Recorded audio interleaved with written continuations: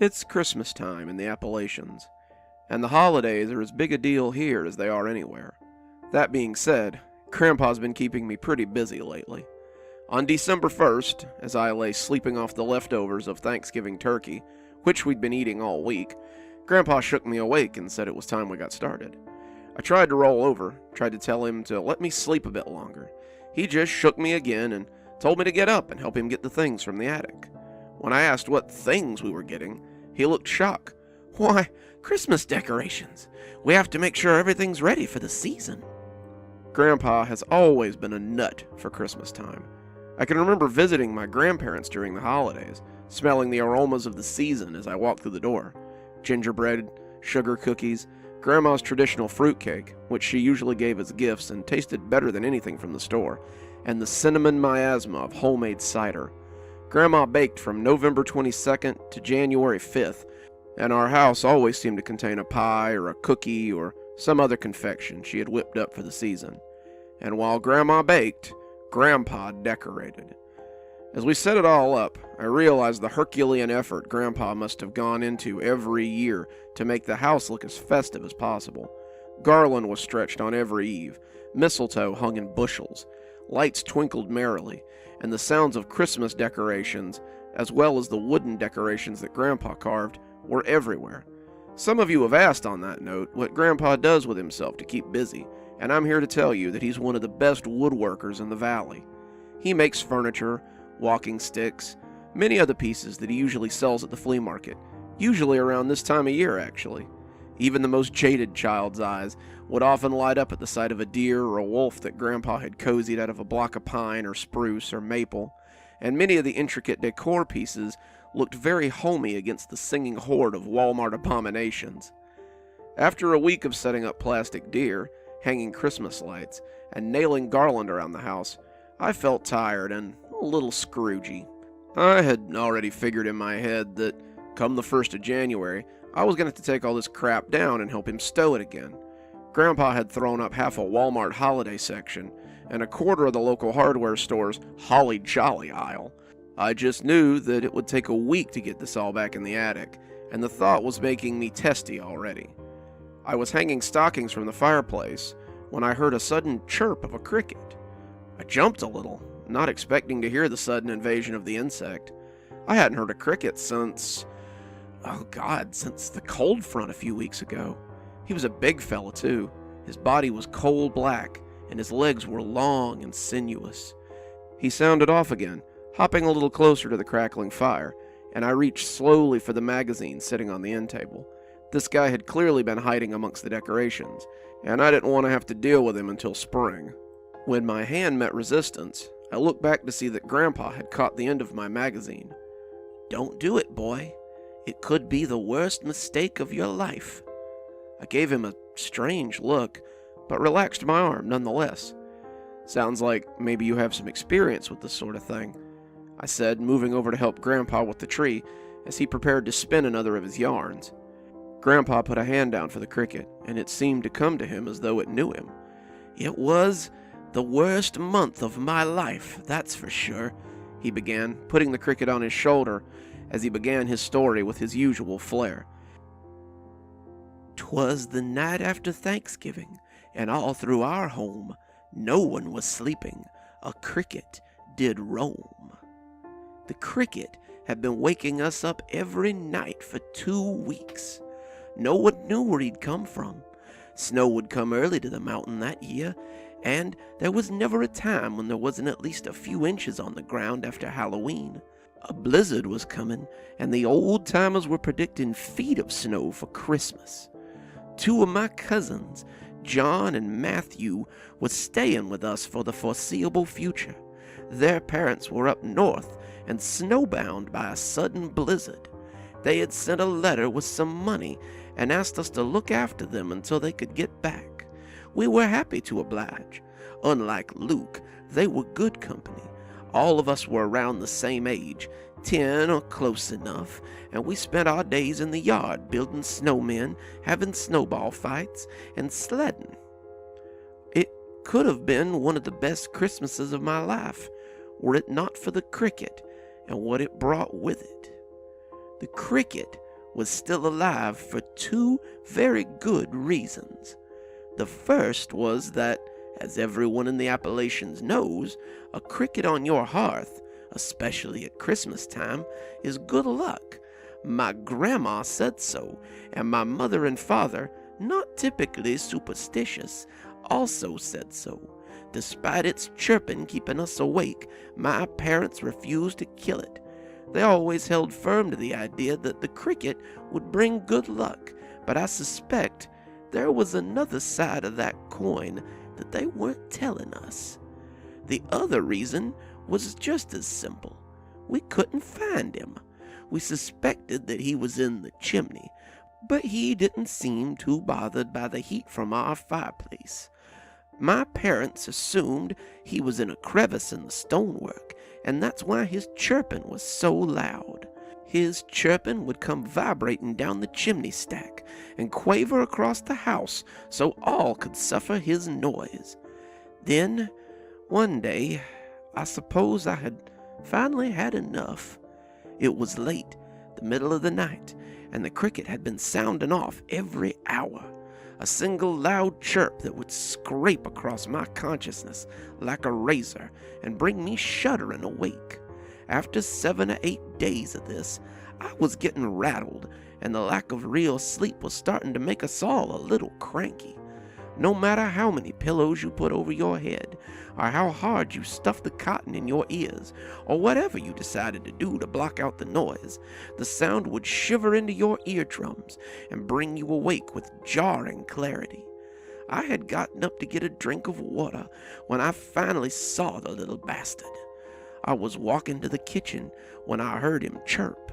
I turned to look at the crackling fire, and I saw his tiny form dancing in the backdrop. He was just sitting there, warming himself and chirping happily.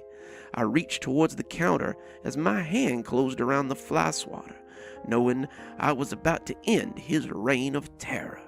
I could hear my grandmother's voice whispering that I shouldn't do it, but my sleep-deprived mind only wanted one thing. I wanted peace. I wanted quiet. And above all else, I wanted to sleep.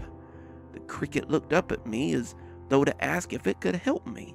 His body crunched as I brought the swatter down on him, and for a moment I basked in the sudden quiet as I headed back to bed.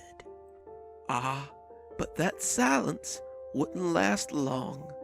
No sooner had I climbed back into bed, snuggling down and getting ready to sleep, than I heard it again, the merry chirp of a cricket. My eyes popped open. I looked around my room for the source of the noise. The room was empty, filled with the shadows cast by the moon as it played amongst my toys and clothes and other objects hanging around. The chirp had sounded close, though, like it was in the room with me. It had been annoying before, but now it was so loud I could barely stand it. I was getting ready to hunker down, thinking I was imagining things, when a small black shape jumped closer to the bed. It was framed in the moonlight, its antenna wiggling intently, and its shape was impossible to mistake. I covered my head with my pillow, burrowing under the quilts and blankets I had piled on my bed to keep warm. They did little to stop my shivering as I lay hunkered beneath them, unsure of what to do next. Was it following me? Was it a ghost? I had left the cricket as a smear on the stone in the living room. I didn't know what to make of this new cricket, but its presence definitely spooked me. When it sounded off beneath the covers, I jumped, scuttling backwards as I tried to get some distance between it and me. I could feel something on my face, its pinchy feet scuttling over my lips and cheek, and I slapped my hand to my face trying to swipe it away. It seemed to be one step ahead of my searching hands, though, and when I felt the legs touch my ear, I slapped at the side of my head hard enough to make my ears ring. Despite my ringing ears, though, I still felt the cricket slide into my head, and my horror made me shudder in silence. I felt the tears leak down my face as the sharp tweet of the cricket came from right inside my ear, sounding huge and deafening. I didn't sleep a wink that night. I was too busy hearing the cricket as he chirped inside my noggin. I woke up groggy and scared, unsure if I had been dreaming or if any of it had actually happened. I stuck my finger in my ear and rooted, not feeling anything. The chirping was gone, and by the light of day, I could believe that it was all just a dream. I could hear people talking quietly in the living room, and I rolled out of bed, ready to start another day of fun. My cousins were up already when I staggered into the living room. They were sipping mugs of heavily doctored coffee and looking at the snow as it came down. As I stood watching the fresh powder fall, I winced when a sudden loud chirp blistered my eardrums. I was on the verge of hyperventilating, having come to terms with the fact that it had indeed been real. My eyes felt like they might bug out of my head, and I staggered back a step as I clutched my ear. "What's wrong with you?" John asked, looking at me strangely. Cricket," I gasped, putting a finger in my ear and shaking it. I felt nothing. Nothing came out, but I knew what I had heard. "I know, isn't it great?" Matthew said. "First good night's sleep I've had all week. I didn't hear that little bugger all night." "Me either," John agreed, and they clinked their mugs together in celebration. I was glad they had slept well, but it appeared my troubles were just beginning. The snow came down, piling high enough to cover Daddy's truck, and Mama was afraid that we would be snowbound soon.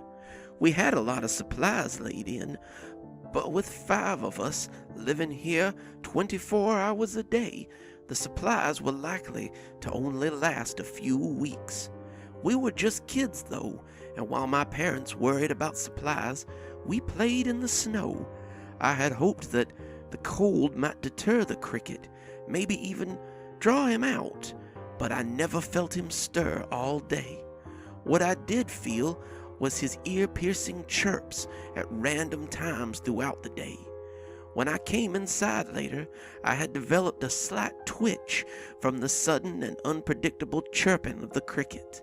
As the days persisted, my mother became concerned at the jumpy, twitchy way I was starting to act. The chirps were like an ice pick in my head, and I knew that I wouldn't sleep a wink that night for the noise. As I lay awake, hearing the pair of crickets chirping at odd intervals in my skull, I remember the crickets chirp from the living room as a happy memory. The week that followed was a bit of a blur. I lived in a state of constant pain. I don't think I slept more than a few minutes a night. Sometimes the thing would chirp ceaselessly, making my head ring like the inside of a bell. Sometimes he would lure me into a false sense of security, though, by not chirping for hours, only to chirp loudly just as I would drift off to sleep. Sometimes it would sound like one cricket. Sometimes it would sound like a whole swarm of crickets had hopped in and started chirping around inside my head. By the end of that week, I was ready for the funny farm, and I worried that my life would never be the same again. Luckily for me, Grandma came through again. After 7 straight days, the snow was halfway up the window. It had been falling steadily, and a real blizzard was brewing outside. We had all been kept inside as Daddy tried to keep the front door clear, and my cousins were reading or playing with toys as I slowly went mad. I was sitting in the corner, the twitching becoming worse by the day, and everyone had started avoiding me. I was deteriorating mentally since the cricket had gotten into my ear, becoming a prisoner in my own body. I shook. I made strange noises. I pissed my pants sometimes. I seemed to cry ceaselessly. I had seen a kid at school once that had fits, and he had sat in the back and twitched just this way. I remembered being scared that I would be like this forever, and I remembered praying to God to help get this cricket out of my head. As if in response, the door burst open, and my grandma came in with a bundle of firewood under each arm. Grandma had come from her house to ours, and no one was quite sure how she had carried 2 large stacks of firewood through the snow like that. Mama had my cousins take the firewood and set Grandma down by the fire. She didn't immediately see me, but her eyes grew wide and concerned when she did. She didn't say anything then, but she came to my room after my parents and cousins went to bed that night to talk to me. "What have you done, my love?" she asked as I lay in bed. I turned my weeping eyes to hers and stuttered out the whole story. I told her about the cricket, the constant chirping, the erosion of my mental state, and she just nodded. I explained it through the chirping explosions of my head's house guest, and she seemed ready to weep with me every time I twitched. She took it all in, and when I was done, she got up and said she needed some things from her house. "It may take me some time to get the things I need, but I think I can remove this curse from you. Stay strong, love. I'll be back as quickly as I can." For the next 3 days, I neither ate nor slept. Mama fussed over me, trying to get me to eat something. Daddy thought I had just gone stir-crazy and told her just to wait and see if I would snap out of it. My cousins were curious, but ultimately grew tired of watching me lie in bed and drool on my quilt. Inside my head, the crickets were the only ones who kept me company. Their chirping grew more erratic as time went on. Mama changed my clothes when I messed myself, but eventually she just left me naked with a towel under me. I don't remember those days very well. I mostly just existed. Mama was getting worried about Grandma, too. She just left out into the snow without a word. What happens if she freezes out there? "Don't you worry, Pook," my daddy said to her. "Mama's been living in these mountains for a long time. She knows how to come and go without much fuss." I hoped, in as much capacity as I could hope, that he was right. Grandma couldn't get lost in the mountains. Could she? I had seen her navigate these hills with ease in any season. The thought that she could get herself lost was laughable at best, but the thought that a cricket could infest my mind had seemed silly too a few weeks ago. Then, sometime in the wee hours of the 4th day, I looked up, and she was there. She picked me up as easy as a rag doll and took me through the dark house. The boards creaked sleepily, and the snow pattered gently on the window. I could hear the sounds of my family as they snored around us, and if they heard us, they never stirred. She took me into the bathroom and locked the door, sitting me into the heavy tub that had been Daddy's wedding present to Mama all those years ago. She poured in water, cold and fresh, as she opened her bag. She also had several buckets of lukewarm water, and I felt my skin break out in goose prickles as I lay there in the semi-warmth. "Hold still now, and don't interrupt," she said, pouring a packet of dried something on me. She sprinkled me with dust, with herbs, with salves, and even something that stung my eyes and made my skin tingle. She chanted as she did it, and I could see the flicker of flames as she spoke in her grandmother's tongue, as she called it. She spoke something long and musical, something deep and winding, and as I felt a wiggle in my ear, I sucked in a ragged breath. It felt like someone was pulling steel wool out of my head, and I gritted my teeth as I waited for it to be over. Suddenly, I heard a loud plop as it fell into the tub. I turned my head to look, but Grandma hissed at me to be still. She likely knew what was coming next, but I was unprepared for the sudden torrent. My ears began to buzz, and my head felt like it might burst.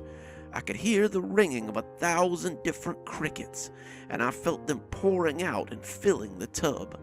Their feet and antennae scraped at my ears. Their shrill cries made me want to scream, and as they fell into the water, I heard them tweet in pain as they drowned. My grandmother lifted me out suddenly, holding me close as the sounds of the dying insects grew louder and louder. When it finally stopped, we cried together, my ears mercifully quiet. I looked at him, the firelight twinkling in his eyes as he came back from that long-ago Christmas time. "So, your grandmother cured you?" I asked. "Well, sort of. I've had a persistent ringing in my ear ever since, but the chirping was indeed gone. A few days later, and I was back to my old self, though I could still swear I heard the phantom cricket sounds for about a week after she took the curse off me." My eyes went a little wide then. "The cricket cursed you?" Grandpa nodded. "It was all my grandmother could figure. The little critter had been killed needlessly, and instead of good luck, it had bestowed a curse instead. Grandma said I had been lucky she had come around. The cricket in my head would have eventually become too much, and I would have probably died or gone too crazy to ever come back from it." I looked back to the cricket, now showing a bit more respect. What will you do with that fella?" Grandpa told me to follow him, and he took me back into his room. In his bathroom, the whole thing wrapped with a towel to keep the cold out, was a small mesh cage that contained about 5 or 6 sluggish crickets. They nibbled on potato slices, drank water from a dish, and hopped around the wood chips on the floor of the cage. Grandpa added his new friend to the cage and smiled at me as he closed the little door. "I'll take them to the woods when it gets warm, the ones that last the winter anyway. I always release them come spring, so they can bring luck to others next winter." I hugged him then, glad he had saved me from something similar to the fate that he had endured, and he patted my back happily. Now, come on," he said a few minutes later, listening to the crickets tooting up in their cage. "We have to make this place ready for Santa Claus. I met him once. Did I ever tell you about that?" And as we went back to our decorating, he told me about a night in Alaska where he had indeed met the jolly old man himself.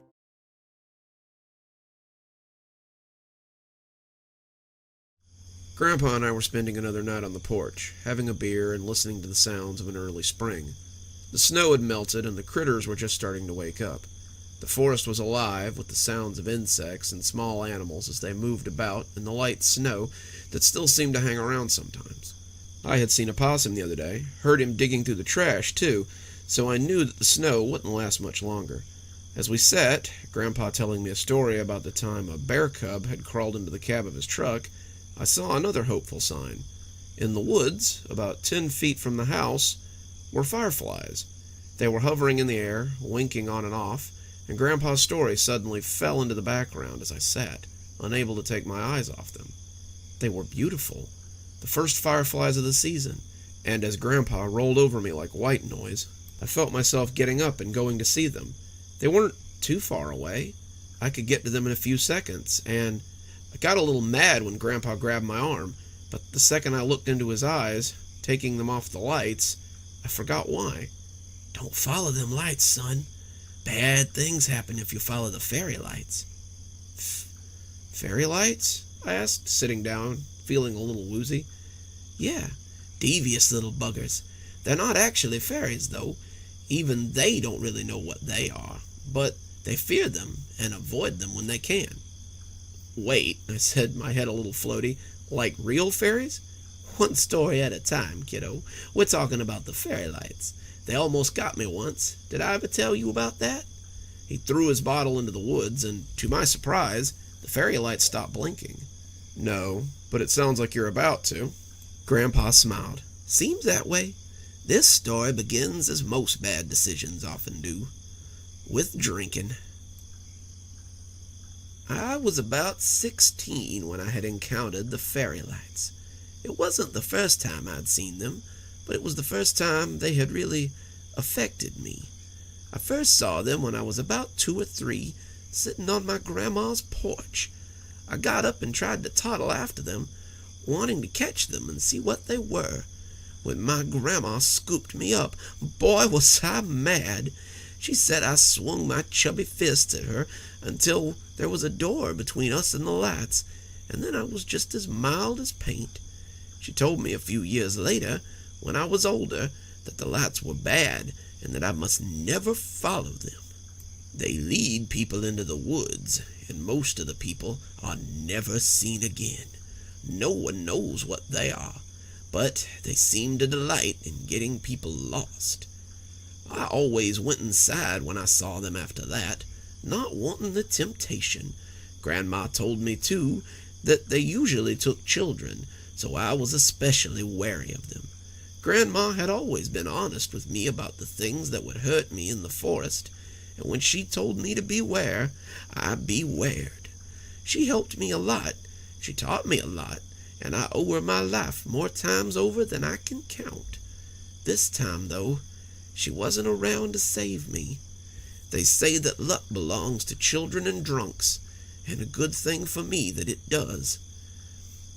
It was Saturday night, and my friends Dale and Fred and Clarence and I had pulled back into the woods in Dale's old farm truck. We'd been working all day at the mill, chopping trees to load onto trailers, and we were sticky and tired. Dale had hooked a jug of his dad's shine. His dad was a prolific moonshiner in those days, and we were drinking and talking and just relaxing after a long day.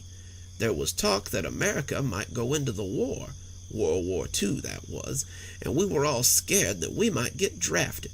We were just backwoods hicks. We didn't know nothing about foreign places or distant theaters of combat, but we knew that men died in war and that men came back crippled and changed. The drunker we got, though, the less we started caring about the war and the more we started loosening up.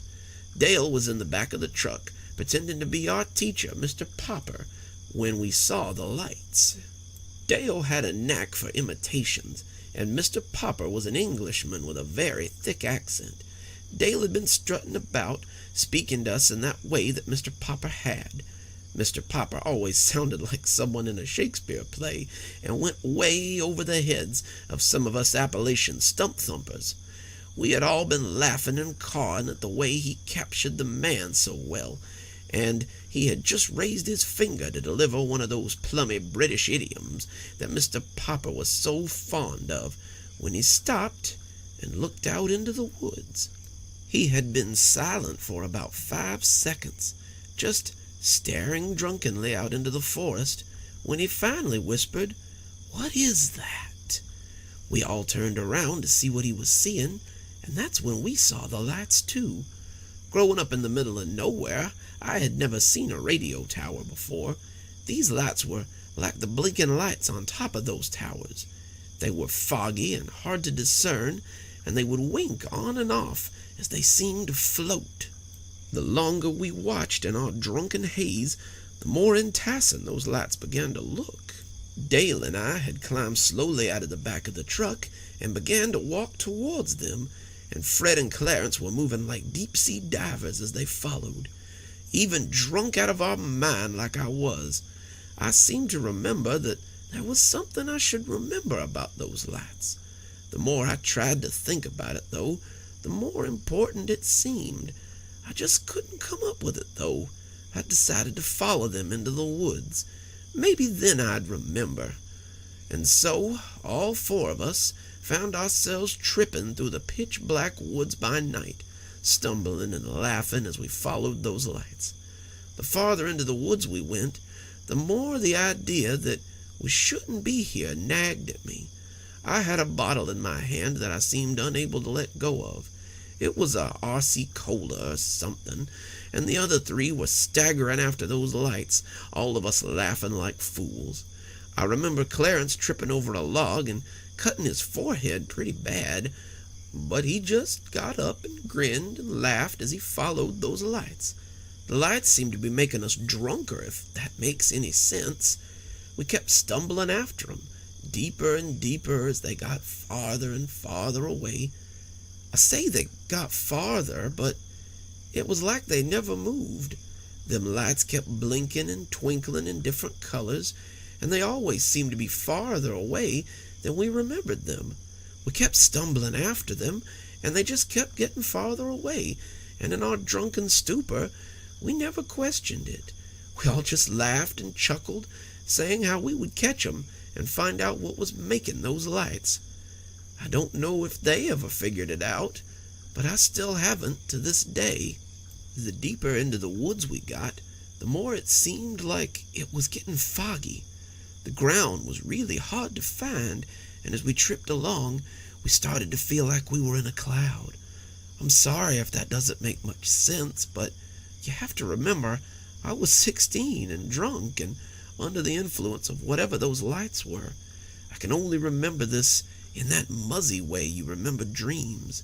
I can see the lights, I can see the fog, and the trees around me are just vague outlines in my mind as it goes in slow motion and then in double time. I couldn't tell you how long we wandered through those woods, but I know where that wandering came to an end. We had come to a point where the lights had started to get closer. They were about 7 of them, each of them a different color. I wouldn't be able to have said it at the time, because we really didn't have such things, but they were like the lights on a Christmas tree, only bigger.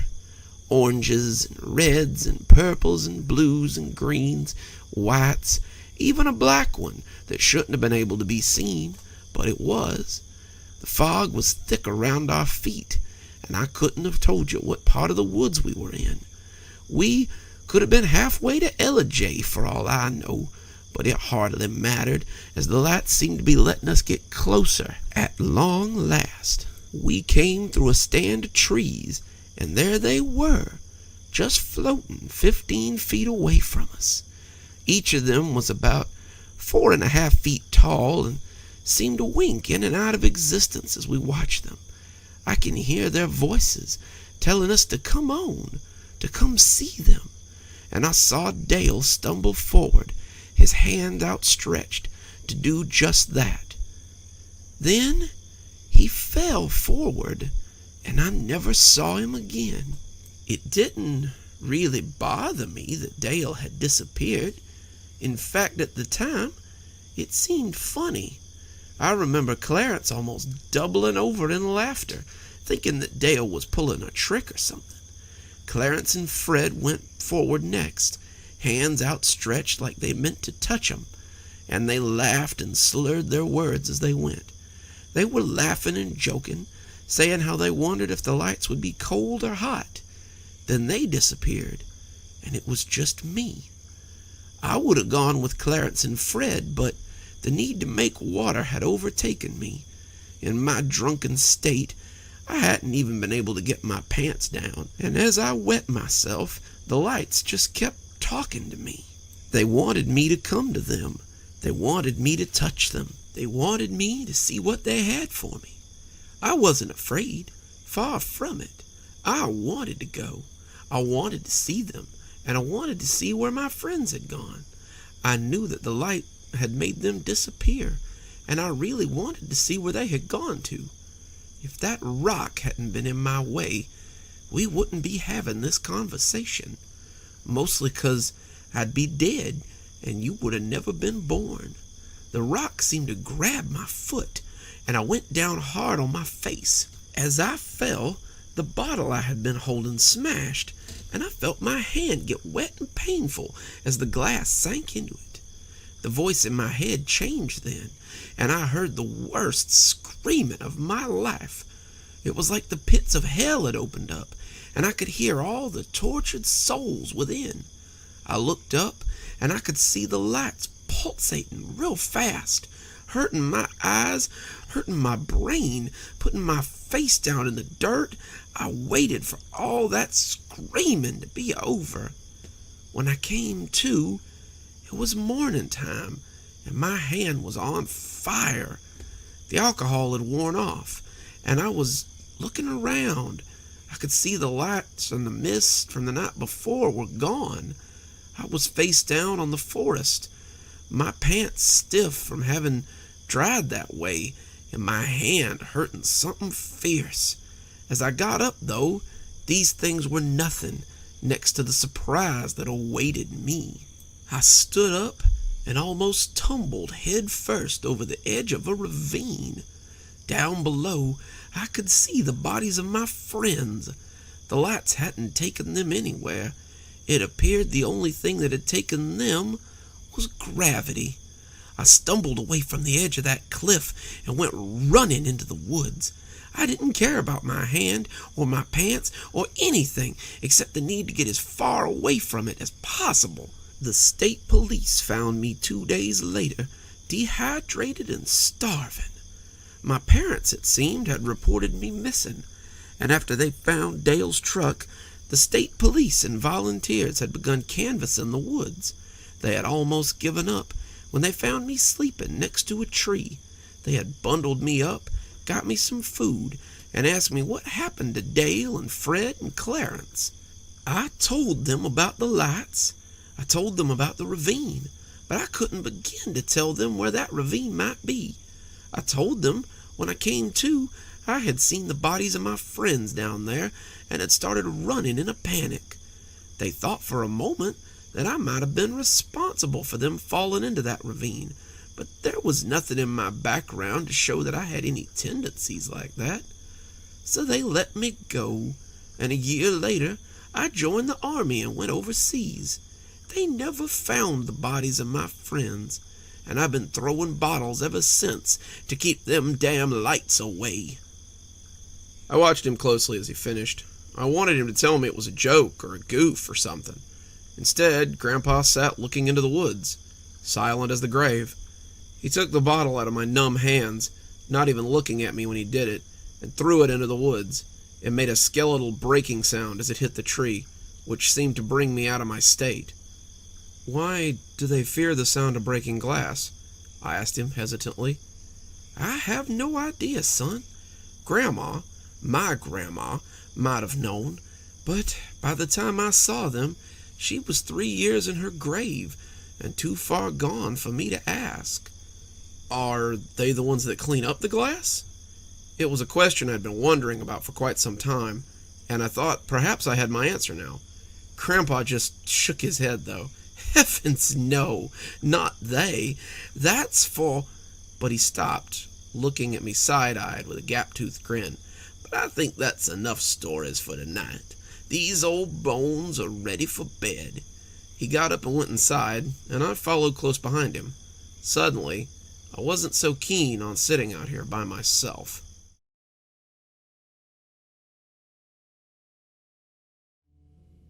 Grandpa and I were sitting at the local flea market, selling his woodwork like any typical Saturday.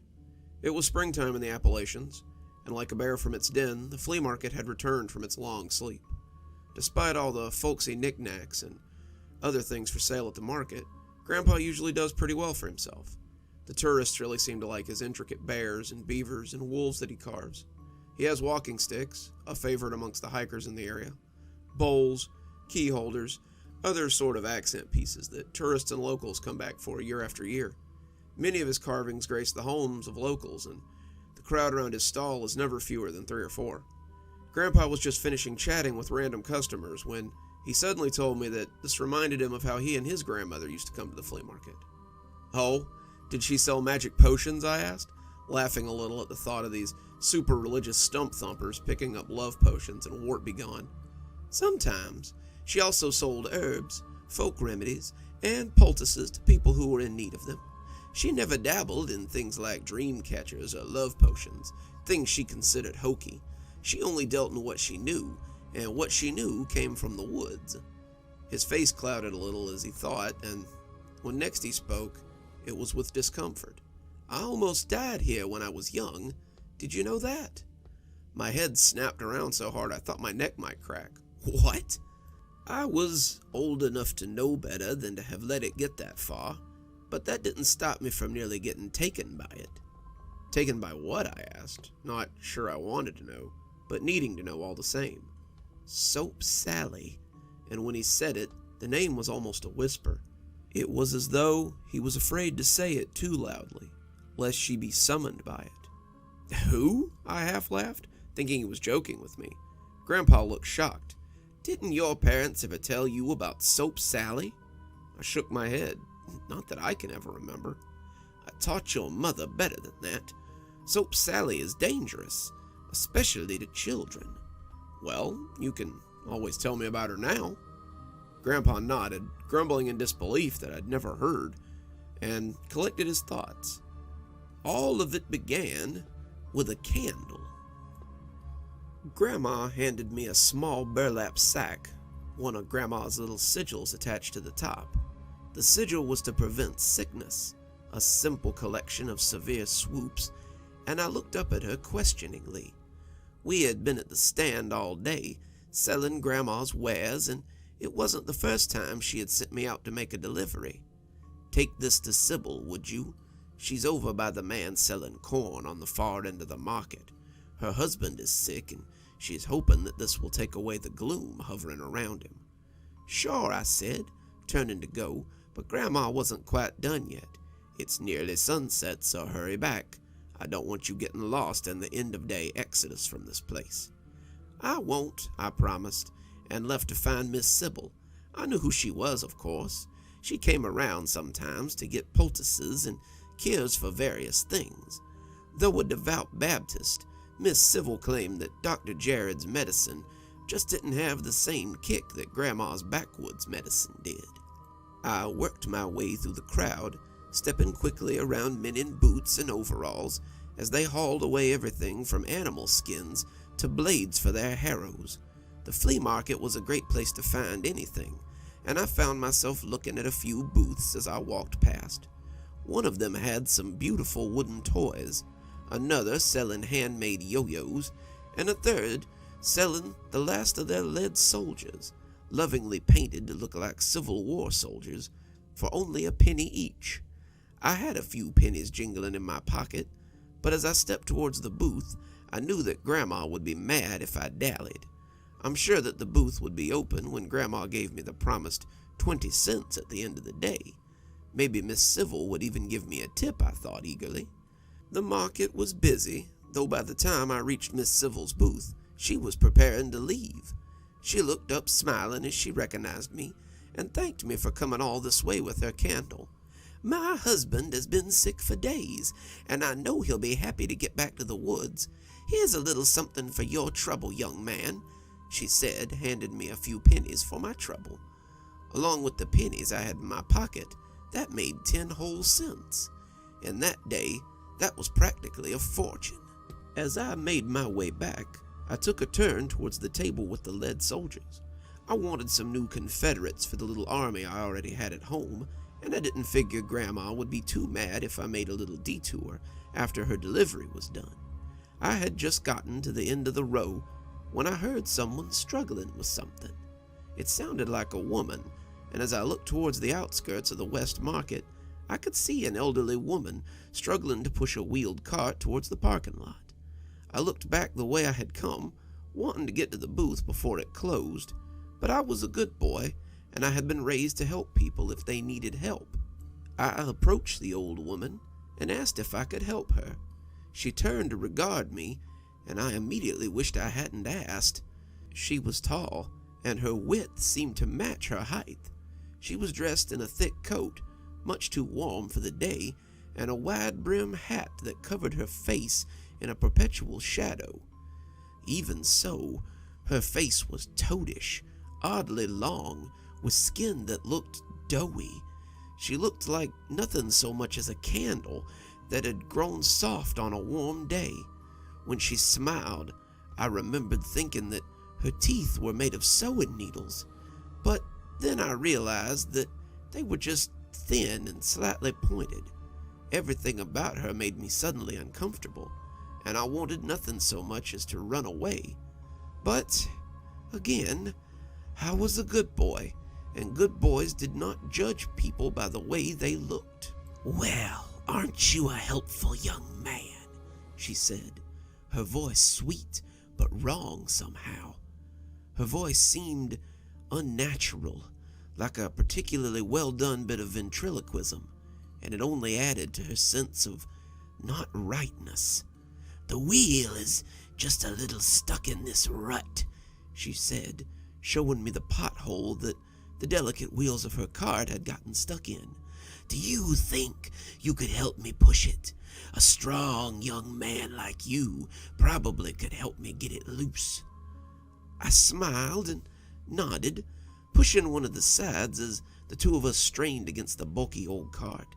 It was heavy, the insides rattling with whatever she was selling, and I could smell a flowery smell coming from the inside.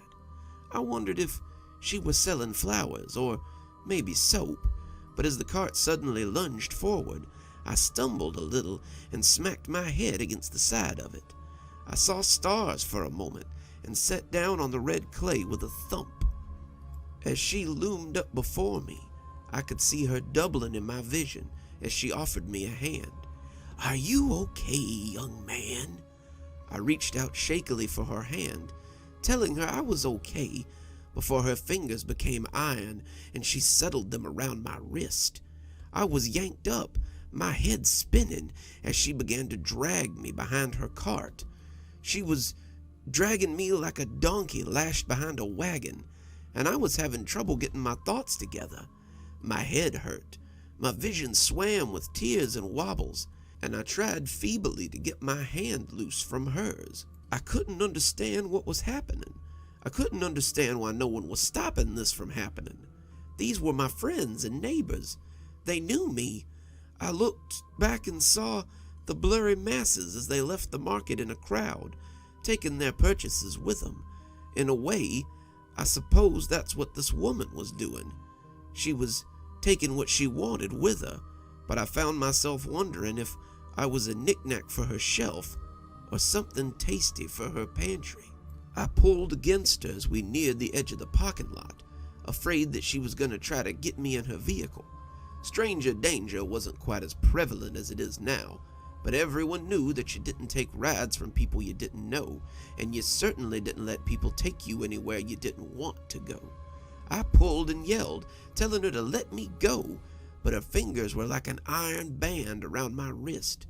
She said nothing, but I could see where she was heading, and it made me realize that things were far worse than I had thought.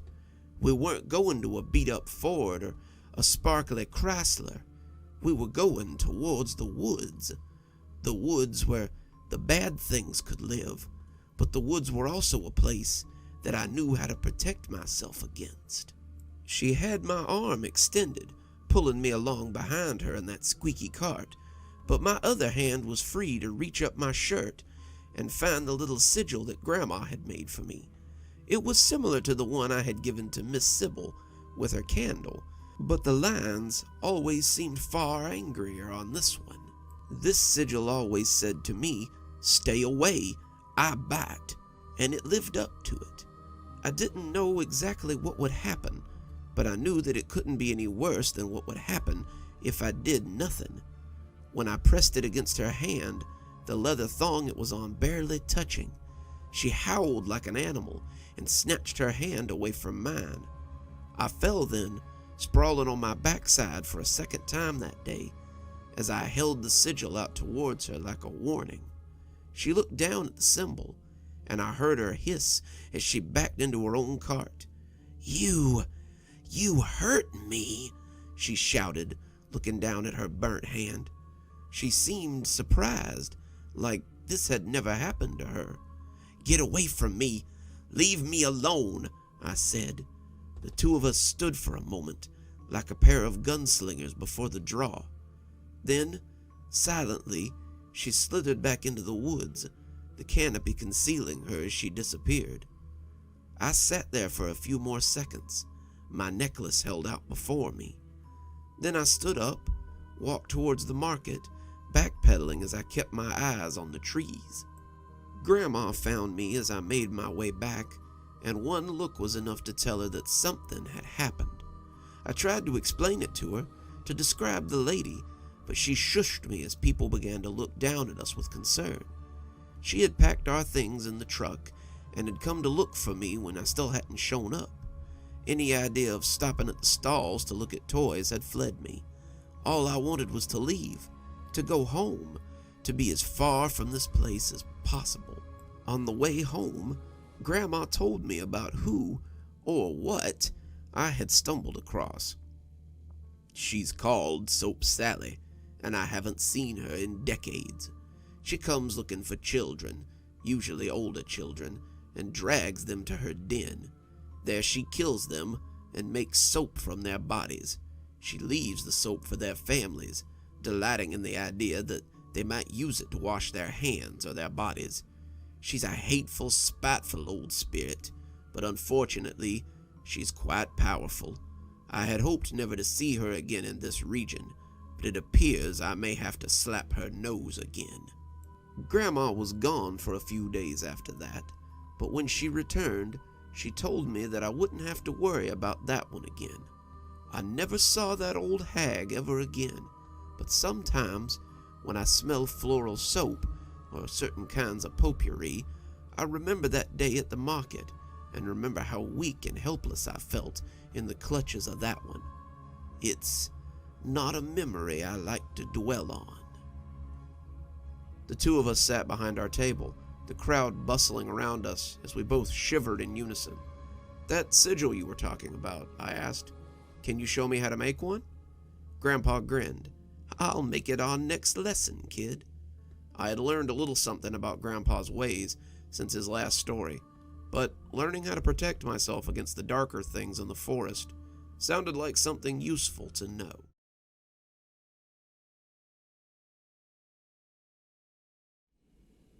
Grandpa was putting away the candy after I returned from walking Glimmer back into the woods.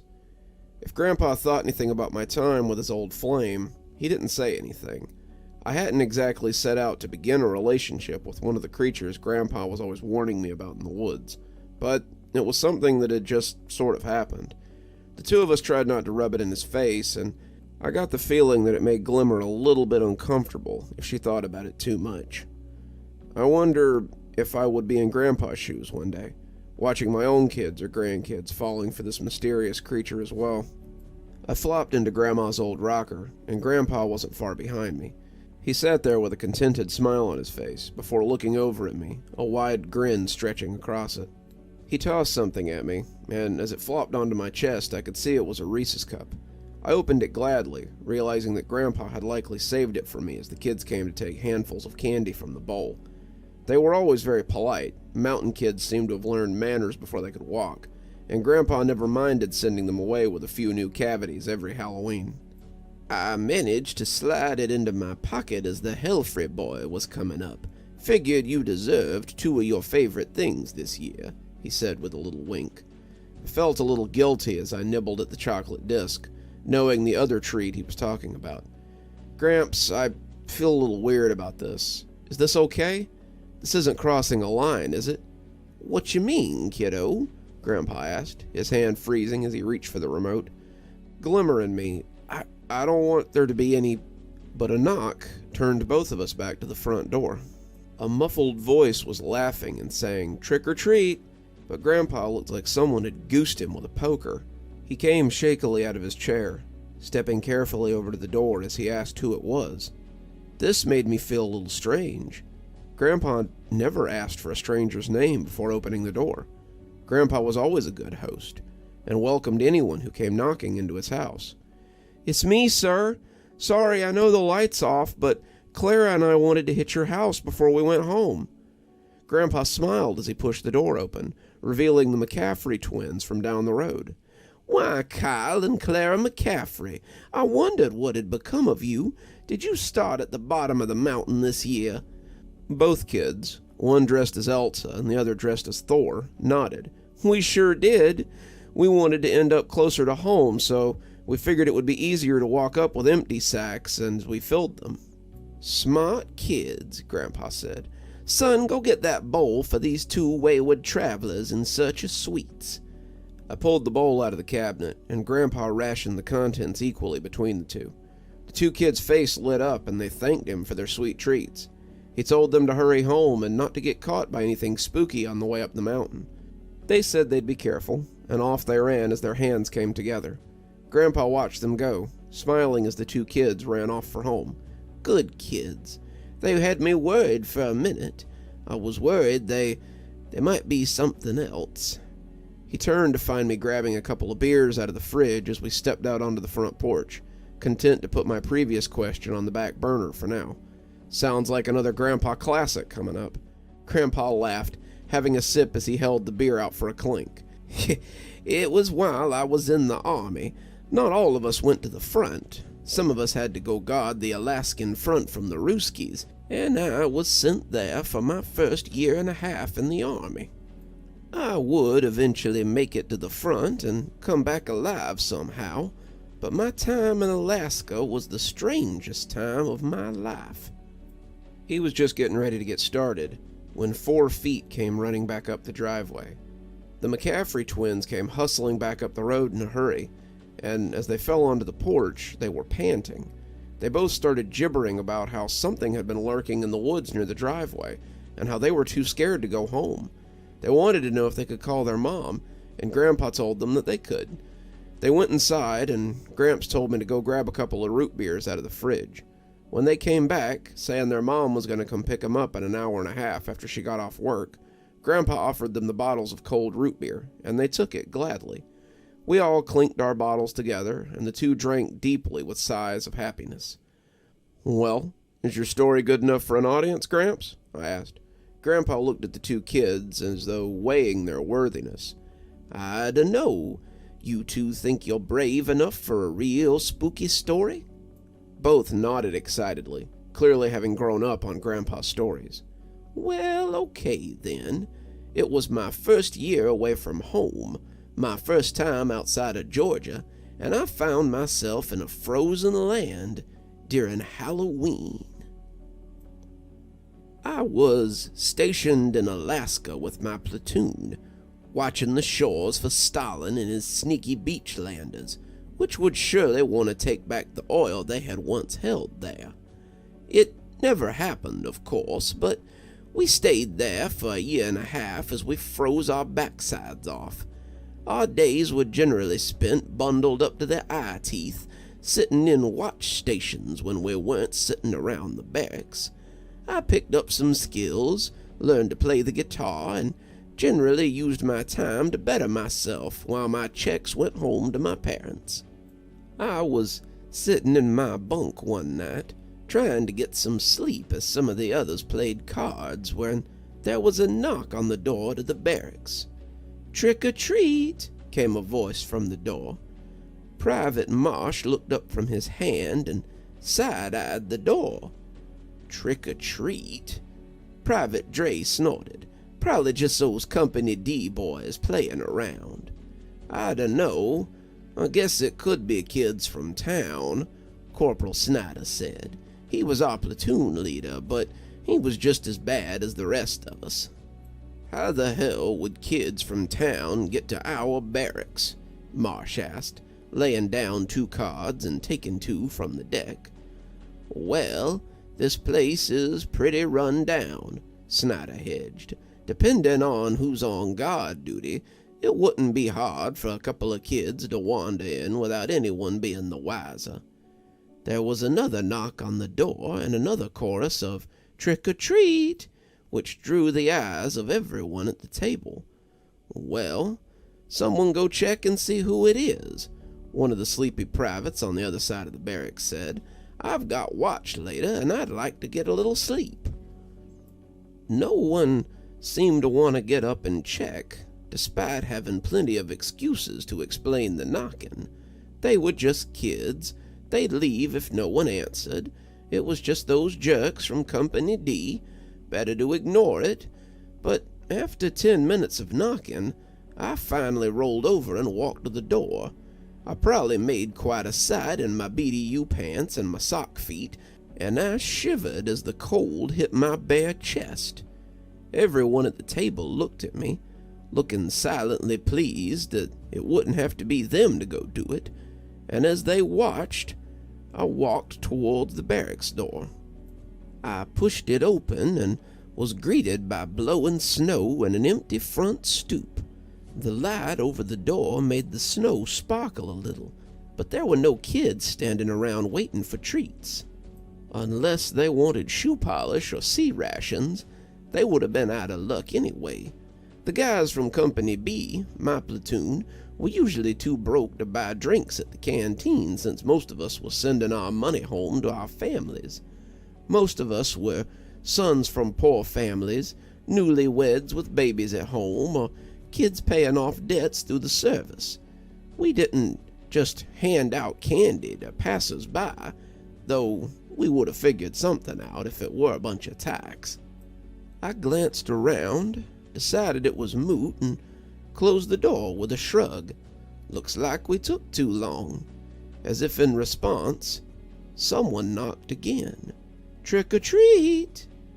I opened it again, figuring they must have just seen the light and decided to run back. But there was nothing there. That's when I realized that there weren't any footprints and the 2 feet of powder sitting around the stoop either. If there were kids walking around, there should be footprints. But there was nothing coming to the barracks or walking away from it. I closed the door, but this all began to feel a little odd. I might be 1,000 miles from home, but this was beginning to feel like being back in the woods again. "Guys, there's no footprints out there," I told them, but I don't think they understood. "Well, the snow is still coming down," Jameson, one of the other guys at the table, said. "I guess their tracks would have been covered up pretty quick." "Yeah, but not that quickly. If they knocked and ran away, there should still be prints out there." Snyder nodded, looking like he meant to add something, but he closed his mouth when someone knocked on the back wall, the cheap corrugation sounding tinny. There was another knock on the west wall a second later, then one hard enough to send snow falling off the roof, and then from the east wall, and the door again. Each knock was punctuated by a cheerful "trick or treat," but I realized that the voice always sounded the same. Not similar, but precisely the same. Each knock was followed by the same "trick or treat," and the repetition was a little frightening. Some of the other guys had started to realize this too, and I could tell that it was spooking them as well. Marsh stood up then, shouting that this was getting out of hand. He was going out there, still certain that it was the Company D guys playing a joke, and as he pulled on his boots, he looked at the card table to see if anyone was coming with him. Dre slid on his own boots, his coat already on, and Jameson started pulling on his layers. Snyder was telling them to just let it go, but they were having no part of it. "Don't go out there," said a deadpan voice from beside the door, and all of them looked up to see that White had climbed out of his bunk. White was from the region, a native actually, and he had a look I imagine others had seen on my face from time to time. "It's not Company B, and it sure as shit ain't no kids. It's something different, something older, and if you go out there, you won't be coming back." Marsh stopped for a moment, looking at the men around him and scoffing loudly. He told White that he wasn't going to be tricked by some damn kids. The 3 of them walked out to the stoop, looking out into the winter wonderland, Marsh's cigarette looking strange in the cold weather as it puffed out against it.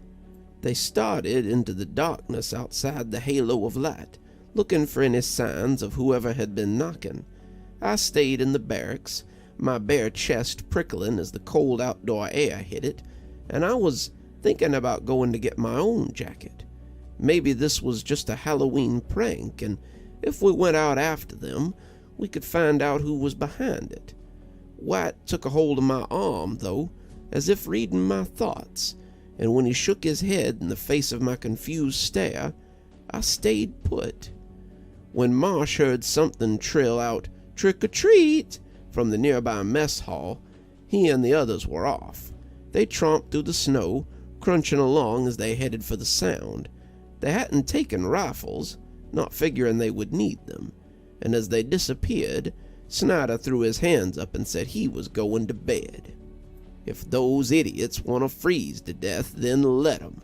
Bunch of buffoons will have to work with the colds they get out there tomorrow. He scooped up the pot in the middle of the table and went to bed. White still had his hand on my arm, but he let go pretty quick when he realized that he was still holding it. I sat on the edge of his bunk, looking at him questioningly, wanting to know what he knew, but not daring to ask. He kept looking towards the door, the sound of the men traipsing through the snow getting farther and farther away. They shouldn't have gone out there. The Kushtaka will be waiting for them out there. The what? I asked, leaning in curiously. He told me about the Kushtaka, a nasty little creature that was half otter and half man. They were said to help fishermen sometimes, but more often than not, they lured them to their deaths. They could mimic the screams of a woman or a child to accomplish this, but he supposed that maybe it had learned a new trick. He told me they were devious, so it wasn't too far-fetched to assume that they might have acquired a little something new over the last century or two. So, if I had gone outside, I asked, knowing the answer, but needing to hear it. You'd be dead, he said, matter-of-factly. We sat up a little bit that night, talking about legends from the area, and he was interested in hearing about the boogans that skulked the hollers as I was in hearing about what went bump around the tundra. His people had a very interesting collection of creatures, and when it was my turn to go watch, he offered to come with me and continue our conversation. We shared a lot of stories, he and I, and White became one of my best friends. Of the three that went out that night, only Jameson ever came back. They found him frostbitten in the woods behind the base, and he was discharged after losing a foot and his left arm to the cold. He kept gibbering about shadowy, slippery things and how his friends had been dragged off towards the water. I never saw him again, but I saw other things out there on the icy banks of Anchorage. We all sat quietly, listening to the story, and the perspiration that ran down my bottle was very cold against my palm. When the lights of an approaching station wagon lit the porch, everyone but Grandpa jumped a little. "Mommy!" both kids squealed, thanking Grandpa for the root beer and the candy before running to the car. Grandpa smiled as he watched them go, but I still had questions as his story came to an end. "So, was it the Kushtaka?" I asked. Grandpa shrugged. Whether it was or not, they still never found those two privates from my platoon. They dredged the waterfront, they searched the woods, but they never found a trace of Private Marsh or Private Dre. And from what I heard, Private Jameson was never in his right mind ever again. Grandpa watched the taillights disappear down the driveway, looking to the woods as if searching for the thing that had scared the kids. "Remember that, kiddo. Only some people who go into the woods come out again. Some never come out, and some come back broken. But some go in again and again, and never feel more than a momentary sting." "Are you trying to warn me about—" But he cut me off with the sound of his bottle as it sailed off to shatter against a nearby tree. The motion was smooth, practiced, and filled with zero malice. Grandpa threw the bottle into the woods because he always had, and when he turned back to smile at me, I knew he wasn't mad. "I'm telling you that it's okay if you want to see her. It's okay if you want to do more than see her, but don't forget what she is.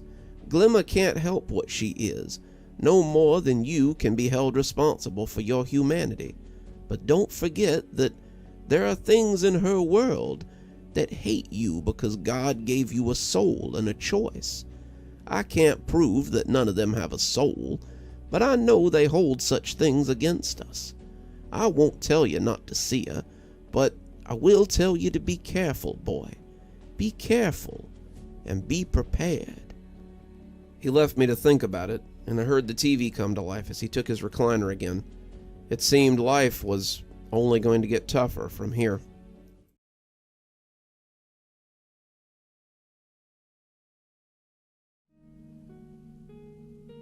I sighed as I took in the destruction in the shed. It had been like this all week, and I was getting a little tired of it. Something had been breaking into our sheds and chicken pens, and I was at a loss to determine what it was. It was big, but it was also smart, and neither doors nor windows seemed to bother it much. It ate meat, as the 4 new chickens we had bought could attest, and grain, as our ripped open sacks of fish feed and chicken feed could attest. I had wondered if it might be a young bear cub, but Grandpa thought it might be a fox, given its craftiness. "Any luck, boy?" he asked, stumbling up beside me with a leathery smile. "Nothing yet. I tell you, Gramps, this thing is tricky." When I had replaced the twist of metal in the chicken coop with a hook lock, it had gotten around it. When I replaced the hook lock with a crossbar on the shed, it had gotten around that too, coming in through a window. Whatever this thing was, it was smarter than your average possum, and I was beginning to wonder what exactly I was dealing with. "Maybe it's the little people," Grandpa said, smiling as he said it. "What, like the fairies you throw bottles for?" "Not quite. More like the ones I met in Alaska. They could just walk in and out of places, and they were wicked smart, too." I opened the door on the varmint trap and wrinkled my nose as I pulled out the bait that Lenny had given me at the trading post. It smelled like old cheese and bad blood, but he said it would attract all kinds of things. Most scavengers couldn't resist it, and even some of the larger predators would find it tasty. I made sure to sprinkle some corn around it, and even set some of the mutilated chicken carcass in there as well, just for good measure. "Sounds like quite a tale. Wanna tell me about it?"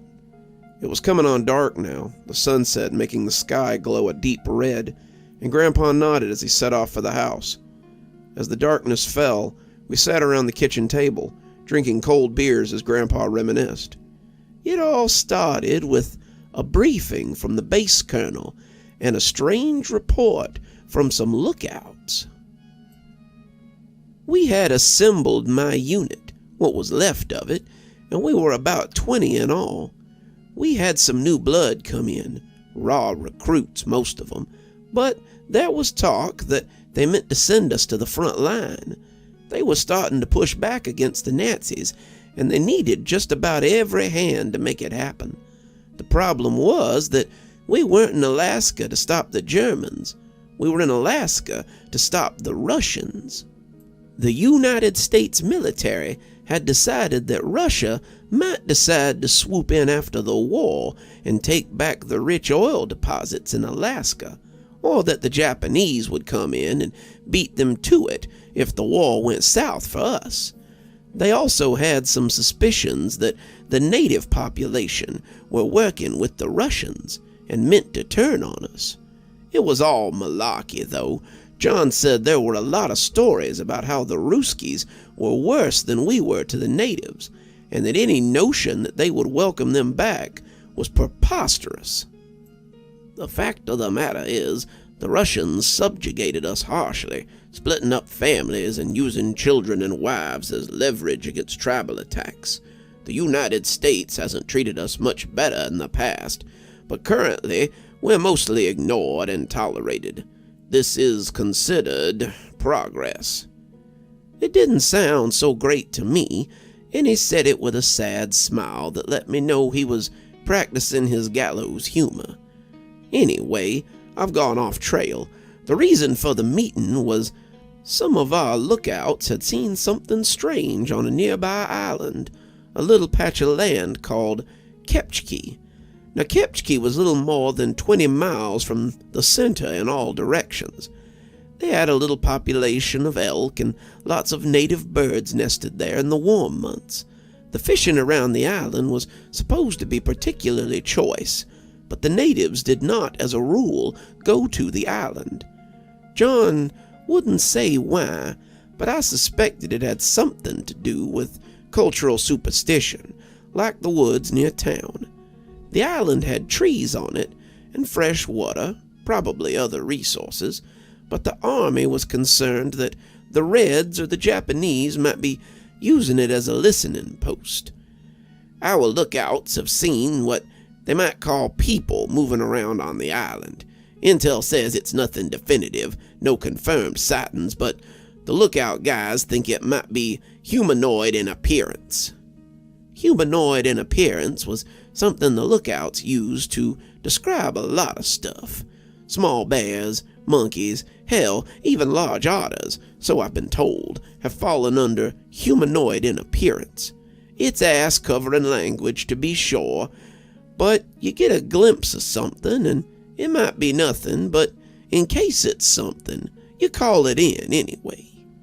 The colonel was putting together a small team to go out and investigate, and I was selected for it. John was asked to go as well, the brass thinking his knowledge of the area might be useful, and they put about 6 of the recruits under us to back us up. John and I had a reputation for handling ourselves, and I think when we found those boys and brought John's nephew back from the woods, it went a long way to speaking for our character. So they piled 8 of us into a pontoon boat, and away we went for Kepchki. The waters were pretty fair that day, and as we rowed, I asked John why his people didn't take advantage of the island's resources. A place like that in Appalachia would have been hunted, clear-cut, and settled for sure. John looked like he didn't want to say, but he trusted me and finally came out with it. Legend says that the island is home to the Erinrat, he finally said, keeping his voice low. He had to repeat it for me a couple of times, and I told him it was a bit of a mouthful. They're little people, not of our world, but similar. They're said to be able to step in and out of our world, and they like to hunt and gather as we do. They had been sighted on the island before, but they don't like to be disturbed. If we see them, we should leave. They aren't hostile, but they don't like being disturbed, and they can turn violent. We have something similar back home. Grandma always told me not to encroach on fairyland, and your Erinrat sound a lot like them. We came to the shore then, and as we stepped off, I left 4 of them to make camp as we slunk into the bush. The trees were little more like the firs I had back home, and the ground was carpeted with needles and limbs. The ground was stony, but the soil was rich and brown. It felt moist as I took a handful of it to test, and I figured there might be bushes that had nuts or fruit somewhere on the island too. It was good soil, and it must have taken a lot of fear to keep the natives from it. We had walked a short way in before I discovered that we weren't the island's first explorers. We were moving slowly, keeping an eye on our surroundings, when John tapped my shoulder and pointed off to the left.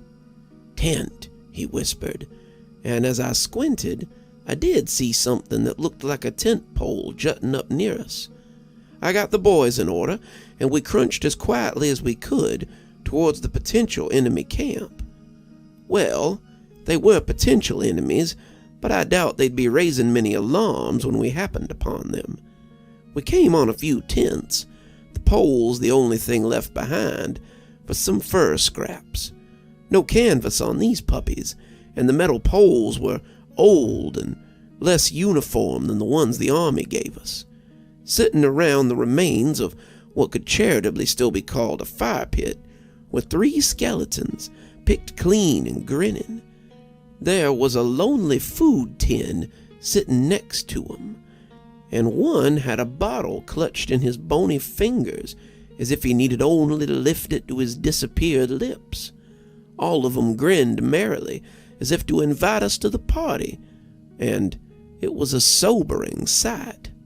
We checked around, but there was very little to be found. The tin was free of labels or legends, and the bottle was brown like a medicine glass, but bore no signs. The skeletons wore scraps of clothes they had died in, but time had almost eaten these away as well. The tent was no help either. The furs had dissolved, and the metal was just crude poles. They could be American or Russians or Martians for all we knew. It seemed like the cold had killed them, But as the two recruits moved off, John pointed to the ribs of the one holding the bottle. They were chipped, as if something had pierced between two of them. A knife, maybe, I suggested, but John only shrugged. We hit the other side of the island about an hour later, but we wouldn't see anything else until our trip back. We had decided to crisscross the island during the day, not really keen on staying the night after finding the old campsite. We would eat dinner and pack up at sunset, hopefully marching back to the barracks by nightfall. We were coming back towards the boat, maybe 20 minutes from where we had left the others, when we heard something. It was a perfect baritone, sounding like someone singing from the bottom of a well. I called for a stop, and we all got low as I pulled out my binoculars and started looking for the source of the singing. I found it picking up sticks near the juncture of two firs, and it was an odd little creature, to be sure. It was a perfectly normal human, though shrunk to the size of a toddler. I don't mean it was a little person, though that's the closest I can come to describing it. It had a long beard and a thick set of eyebrows. It appeared hairy, though that could have been furs too. There was something on its belt, a knife or a small axe, and it rolled along comfortably as it collected wood. This was a normal day for the creature, something it had done 1,000 times before, and it was no more wary of its surroundings than I would have been in my own woods. The song it sang was deep and old as the hills, its voice like nothing so much as rocks rolling down a mountain. I prepared to tell the boys that we would be going around when the crash of a rifle drowned out John's warning. One of the recruits, Gibbs, I think his name was, had seen it too as he peeked through his rifle scope. He had seen it and probably jumped to the conclusion that it was an enemy. There was a lot of hurtful propaganda about those of Asian descent at the time. This kid probably thought he had stumbled on a Japanese spy. John had seen him a moment too late, his own binoculars trained on the thing, and his shout hadn't come in time. The bullet hit the creature, but it was like shooting a brick wall with a pea shooter. It stumbled, never really losing its footing, and when it turned to look at our position, I knew we were in trouble. It seemed to fall into itself, its body pulling into a stormy hole that it drug close behind it, and I yelled for the rest to run. We took off through the firs, but we were not alone. Gibbs and the other one, I forget his name, were not as adept in the woods as John and I, and it showed. They tripped and stumbled over roots that we missed easily, and when Gibbs cried out in pain, I reached back to catch him. The kid thought he'd twisted his ankle, but I saw the source of his problem. A little arrow was sticking out of his lower leg, and as I offered him a shoulder, I reached down and broke it off. The woods were suddenly full of grunts and growls, little projectiles flying in to stab and prod as we ran for it. He likely hadn't hurt the creature, but it was mad now, and mad goes a long way. John called out, letting us know the beach wasn't very far, and we ran for our lives as the brush crackled under our feet. They had to be at least a dozen, and I could see furry bodies and hairy creatures as they moved about. They gnashed their teeth too big for their childish faces, and I knew now what had stripped those bodies in the clearing. They may not be violent, but scavengers will scavenge, won't they? I tossed a prayer to the man upstairs, hoping for a little luck, and as we came out of the trees, I sighed in relief. We probably looked like explorers at the end of a native film, and the irony of that statement isn't lost on me. We scared the hell out of those kids we'd left at camp, and they looked confused when I told them to get to the boats. They wanted to pack the gear, to grab the supplies, but I told them to grab their rifles and leave everything else. One of them ended up in the boat without his boots, another one leaving his coat behind, but as we shoved off into the water, I expected that the arrows would follow us on our way. Nothing came to the shore, however. Nothing followed us into the water, and as we floated out into the bay, the others asked what had happened. Before Gibbs could start in, I overrode him. We ran up on some polar bear cubs, and the mother wasn't far behind. We barely made it out alive, and it's a wonder that she didn't chase us into the bay. Gibbs gave me a look, but my look was stonier. It told him flatly not to press it, and just to learn that sometimes caution is best. We went back and told the brass about what had happened, and they figured that the bears were what had been seen. The lookouts didn't see anything on the island after that, other than our gear, which they sent a unit back to get later. Gibbs never talked, thankfully, and John and I agreed to never speak of what we had seen there. The old stories were right, and the island was the property of the Irencrat. I opened my mouth to ask a question, but that was when I heard the snap of the trap from the shed. Grandpa and I set out, flashlights bobbing, and found a very angry fox sitting in the cage as he yelped and begged to be let out, in his high and unknowable voice. Grandpa chuckled.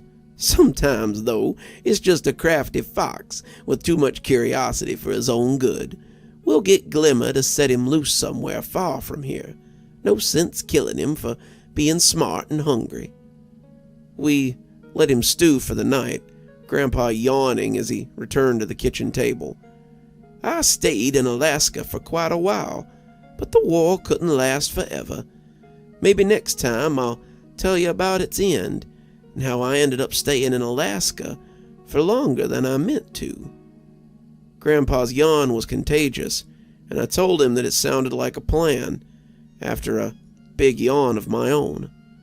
With the mystery of our food thief solved, it was time for some much-deserved rest.